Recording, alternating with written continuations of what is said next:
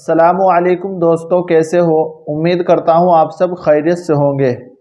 آج آپ کے سامنے لے کر آیا ہوں ایک ویڈیو جس میں آپ کو بتائیں گے قوم بنی اسرائیل یعنی بنی اسرائیل کسے کہا جاتا ہے اور قرآن شریف میں اس کا ذکر کتنی مرتبہ ہے، آپ کو اس میں بتائیں گے ویڈیو میں۔ بنی اسرائیل کا لفظ قرآن کریم میں تقریباً 40 مرتبہ آیا ہے۔ اسرائیل حضرت یعقوب کا دوسرا نام ہے۔ ان کے 12 فرزندوں سے جو نسل چلی انہیں بنی اسرائیل کہا جاتا ہے۔ ان کا مذہب یہودیات ہے۔ مذہبی و قومی اعتبار سے تاریخ میں ان کی بڑی اہمیت ہے۔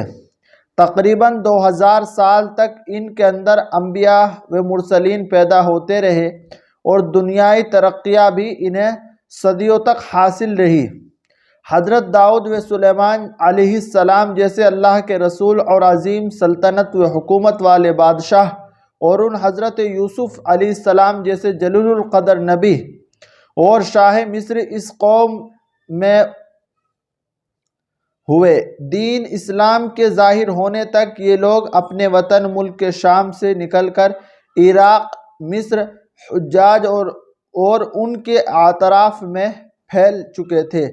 خاص طور پر مدینہ منورہ کے ارد گرد اور ان کی آبادیاں تھیں۔ یہ لوگ بڑے مالدار اور تجارت میں ماہر سمجھے جاتے تھے۔ اللہ تعالیٰ نے قرآن کریم میں بار بار ان پر اپنے خصوصی انعامات کا تذکرہ فرمایا ہے۔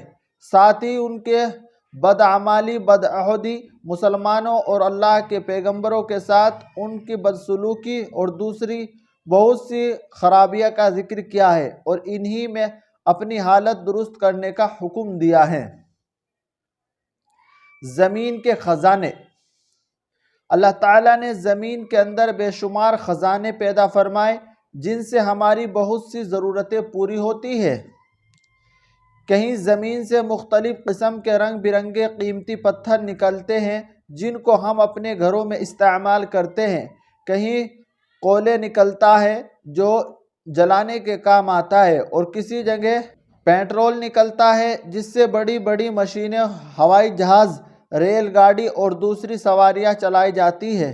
اور اسی زمین سے سونا چاندی بھی نکلتا ہے جن سے زیب و زینت کے لیے قیمتی زیورات بنایا جاتا ہے، اور پھل فروٹ پیدا کیے جو انسانی جسم کو طاقت بخشتے ہیں۔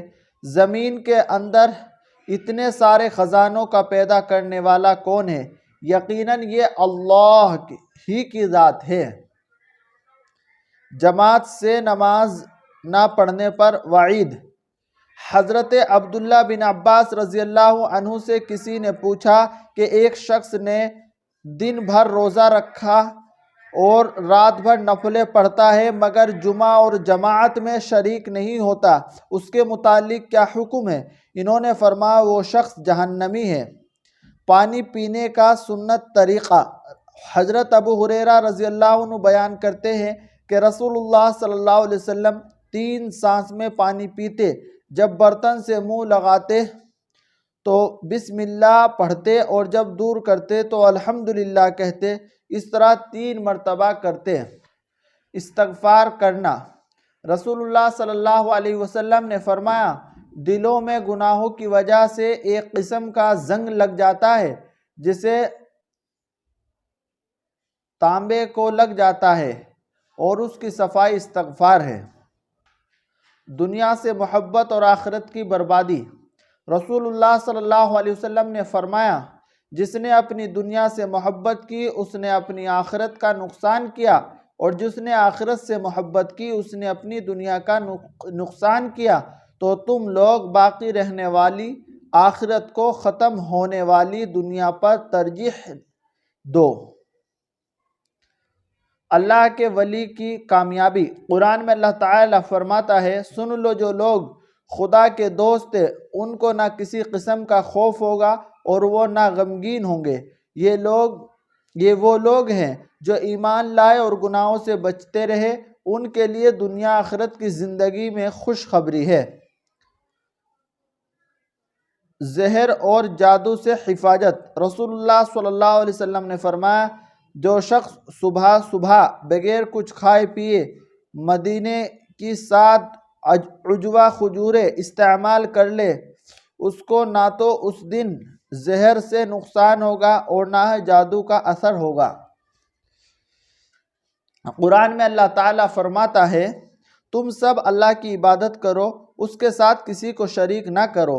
ماں باپ، رشتہ داروں اور یتیموں، مسکینوں اور قریبیوں، پڑوسیوں اور دور کے پڑوسیوں، پاس بیٹھنے والوں اور مسافروں اور جو لوگ تمہارے ماتحت ہیں ہو سب کے ساتھ حسن سلوک کرو۔ اللہ تعالی ہم سب کو ان تمام نیک باتوں پر عمل کی توفیق عطا فرمائے۔ دوستو ہمارے یوٹیوب چینل اسلامک ٹیچر کو سبسکرائب کریں، بیل آئیکن کے بٹن کو ضرور دبائیں، لائک کریں، شیئر کریں۔ السلام علیکم۔